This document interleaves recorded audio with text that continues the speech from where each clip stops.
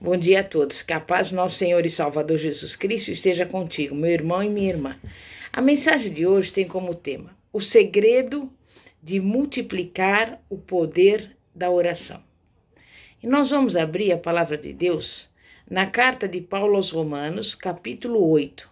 Eu vou ler dos versículos 26 a 30, que diz assim: Do mesmo modo, também o Espírito nos ajuda na fraqueza, porque não sabemos o que havemos de pedir como convém, mas o Espírito mesmo intercede por nós com gemidos inexprimíveis. E aquele que esquadrinha os corações sabe qual é a intenção do Espírito, que ele, segundo a vontade de Deus, intercede pelos santos. E sabemos que todas as coisas concorrem para o bem daqueles que amam a Deus, daqueles que são chamados segundo o seu propósito. Porque os que dantes conheceu, também os predestinou para serem conformes à imagem de seu Filho, a fim de que ele seja o primogênito entre muitos irmãos. E aos que predestinou, a esses também chamou. E aos que chamou, a esses também justificou. E aos que justificou, a esses também glorificou. Irmãos e irmãs, o poder do Espírito de Deus pode amplificar os nossos fracos esforços humanos e torná-los suficientemente fortes para transpor montanhas. Em Gênesis capítulo 1, versículos 1 e 2, somos informados de que o Espírito de Deus movia-se sobre as águas e formou ordem do caos primeiro. E quando a obra ficou completa, os mares se moviam dentro dos seus limites pré-determinados. As colinas e as montanhas apareceram nos seus lugares apropriados. Os rios desciam fluindo pelos vales até chegarem ao mar, exatamente como tinha sido determinado. Não demorou muito para que a iniquidade entrasse na linda criação de Deus. Assim, Deus tinha que restaurar a sua obra estragada. E com essa finalidade, estabeleceu a oração como meio de introduzir o seu espírito na obra de restauração. O papel vital que o Espírito de Deus desempenha na resposta à oração é mostrado claramente em todas as partes das Escrituras Sagradas. João 6, versículo 63 diz: O Espírito é o que vivifica, a carne para nada aproveita. A maneira de deixarmos o Espírito de Deus atuar em nossa vida de oração é da máxima importância. Na vida de Cristo, o relacionamento entre as suas orações e a atuação do Espírito Santo ficam claramente manifestadas. No seu primeiro ato público de batismo, enquanto ele saía das águas orando, os céus foram abertos e o Espírito de Deus desceu sobre ele. Foi levado pelo Espírito para o deserto, a fim de passar 40 dias jejuando e servindo a Deus. Naqueles dias, ele encontrou o diabo face a face. E aí, pela espada do Espírito, venceu com sucesso todas as tentações que o príncipe deste mundo tinha para oferecer. Voltando ao deserto, convocou os 12 discípulos para estarem com ele, e uma das suas primeiras lições era ensiná-los como orar. O clímax dos seus ensinamentos foi a grande revelação de que o Espírito Santo, que anteriormente fora reservado para alguns poucos favorecidos, agora seria derramado sobre toda a carne. Veja em Lucas, versículos 9, 10 e 13, que diz assim: Por isso vos digo, pedi e dar-se-vos-á, buscai e achareis, batei e abrir-se-vos-á. Pois todo o que pede, recebe, o que busca, encontra, e a quem bate, abrir-se-lhe-á. Ora, se vós que sois maus, sabeis dar boas dádivas aos vossos filhos, quanto mais o Pai Celestial dará o Espírito Santo àqueles que lhe o pedirem. Em Efésios 6, dos versículos 12 a 18, Paulo fala da milícia do cristão. Declara assim aos cristãos: porque a nossa luta não é contra o sangue e a carne, mas sim contra os principados e potestades, contra as forças espirituais do mal nas regiões celestes.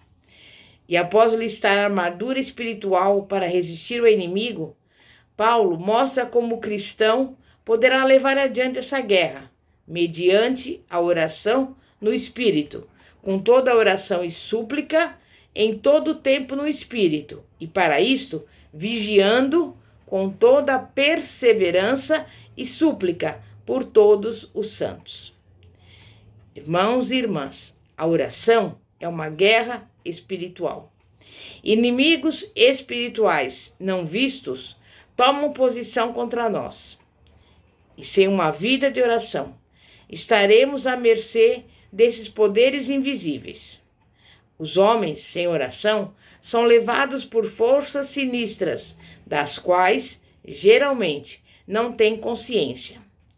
A nossa luta é contra um inimigo real, que está constantemente procurando tirar proveito de qualquer brecha.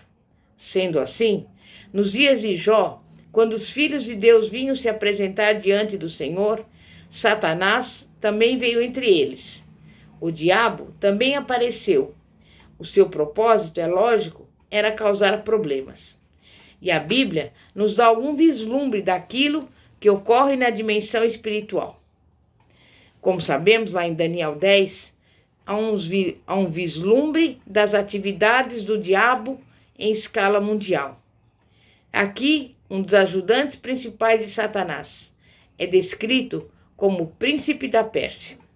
O verdadeiro soberano de uma nação gentia não é um rei, nem um potentado humano, mas sim um príncipe do reino das trevas. Esse poderoso príncipe da dimensão espiritual tem debaixo de si uma legião de espíritos inferiores que cumprem as suas ordens, e por meio deles, Satanás mantém o seu reino e cumpre o seu propósito de seduzir e enganar os homens. Na ocasião em que Daniel orou, 3 anos se passaram depois que o primeiro grupo de judeus voltou a Jerusalém. Tinha sido uma resposta graciosa à oração. Daniel, porém, sabia que nem tudo estava indo bem. A importunação constante que os judeus sofriam na sua pátria era um mau prenúncio para o futuro. Daniel estava em dúvida quanto ao destino da sua nação nas gerações futuras. Sentia pesar no coração, desejando o bem-estar do seu povo aflito. Queria saber como se dariam os eventos dos séculos vindouros, e ficou tão preocupado com o assunto que dedicou um tempo para meditar e para buscar a Deus, pedindo que ele lhe revelasse as coisas. Daniel estava acostumado a receber respostas às suas orações. Desta vez, porém, parecia que não viria nenhuma resposta. O profeta, no entanto, não ficou desanimado. Sentiu-se impulsionado a fazer novos esforços. Então, dedicou-se à oração e ao jejum. A sua regra era não desistir, até que viesse a resposta. Mas os dias continuavam a passar, sem nenhuma indicação de que Deus o escutava. 3 semanas se passaram e ainda não havia resposta. Então, no 21º dia, algo aconteceu. O arcanjo Miguel, enviado da parte de Deus, entrou repentinamente no quarto dele e explicou que a petição de Daniel fora ouvida já no 1º dia e que Deus enviara o anjo para levar a resposta. Mas um poder maligno, o príncipe da Pérsia, resistira a ele. O príncipe da Pérsia não deve ser considerado o soberano humano da Pérsia, que certamente não tinha poder para resistir a um anjo, mas sim um príncipe espiritual, sujeito a Satanás. Os príncipes humanos não são os verdadeiros governantes. mas sim as potestades invisíveis das trevas, que habitam os lugares celestiais, determinam os eventos no mundo gentil. Sempre, é lógico, dentro dos limites da permissão divina. Há príncipes subordinados sob o controle de Satanás, e eles, por sua vez, têm exércitos de demônios sob o seu comando. Todos operam visando um só propósito, a saber, submeter todas as inteligências desse planeta ao controle deles. Os poderes espirituais das regiões celestiais podem ser removidos somente através da guerra espiritual. O poder do príncipe da Pérsia é reconhecido no fato de que durante 3 semanas teve sucesso em impedir o anjo de chegar a Daniel. Somente quando Deus enviou reforços com o arcanjo Miguel que os poderes das trevas foram finalmente forçados a ceder. Esse príncipe da Pérsia ressentia fortemente. Sua autoridade estava sendo perturbada e ressentiu com ferocidade a intrusão no seu domínio. Mesmo assim, Daniel continuou orando e a sua oração ajudou a liberar o poder espiritual, que no fim derrotou os poderes das trevas. Mas o que teria acontecido se Daniel tivesse desistido? A fidelidade de Daniel na oração teve um efeito determinante no resultado da luta nas regiões celestiais. Porque Daniel persistiu na oração, o príncipe da Pérsia foi derrotado. É importante lembrar que o poder para libertar os homens, o poder de curar os enfermos, o poder de livrar os homens da escravidão, vem de Jesus Cristo. E aqui está o segredo da autoridade do Novo Testamento. Tudo quanto temos nos advém mediante Cristo. Não há nenhuma salvação, nenhuma cura, nenhuma libertação, nenhum poder sobre Satanás, a não ser no nome de Jesus e mediante a autoridade desse nome. Quando Jesus ressuscitou dentre os mortos e subiu ao Pai, os discípulos começaram a realizar grandes obras que Deus lhes ordenara fazer. Os fariseus ficaram sabendo daquilo que acontecia e se aproximaram de Pedro e João imediatamente depois de terem curado o coxo ao lado da Porta Formosa. Ficaram atônitos com aquilo que viram e exigiram saber. Com que poder ou em nome de quem fizestes isso? E Pedro respondeu a pergunta dizendo: tomai conhecimento vós todos e todo o povo de Israel, de que em nome de Jesus Cristo, o Nazareno, a quem vós crucificastes e a quem Deus ressuscitou dentre os mortos, sim, em seu nome é que este está curado perante vós. E não há salvação em nenhum outro, porque debaixo do céu não existe nenhum outro nome entre os homens, pelo qual importa que sejamos salvos. E Jesus Cristo, ao conceder aos seus seguidores o uso do seu nome, deu-lhe poderes como de uma procuração. Isso quer dizer que ele lhes deu autoridade para usar.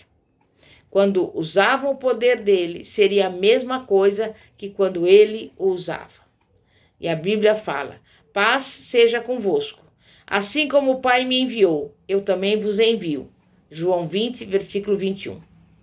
E assim, como Jesus recebia autoridade da parte do Pai, da mesma maneira, ele a passava a eles. E ele entregou aos seus discípulos o direito de usar o seu nome. Ele lhes deu poderes ilimitados. Todo o poder no céu e na terra foi entregue a Cristo. Logo, todo o poder no céu e na terra também foi entregue aos seus discípulos.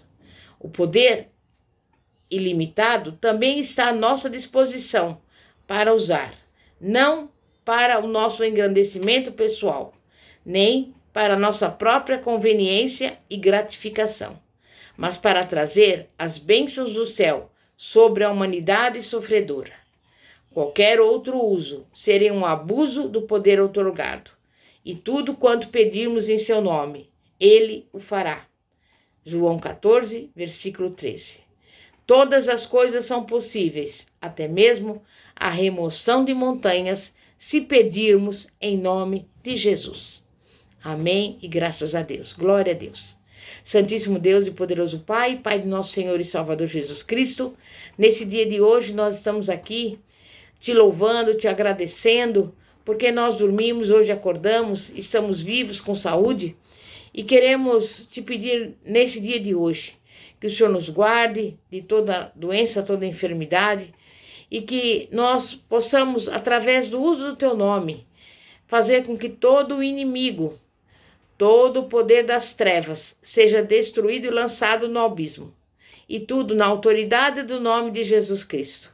Por isso, eu te louvo, te agradeço desde já, em oração, profetizando a bênção e a vitória. Nossa e de todos aqueles que nos acompanham aqui. Em nome de Jesus. Amém e graças a Deus. Glória a Deus. E você pode continuar nos acompanhando aqui nesse canal, Igreja Poder de Cristo, e também lembrando que a Igreja Evangélica Apostólica Poder de Cristo fica na Avenida Ouro Fino, 2212, Bosque dos Eucaliptos. Aqui é a Bispa Fátima e aguardamos você no próximo vídeo. Em nome de Jesus. Amém e graças a Deus. Glória a Deus.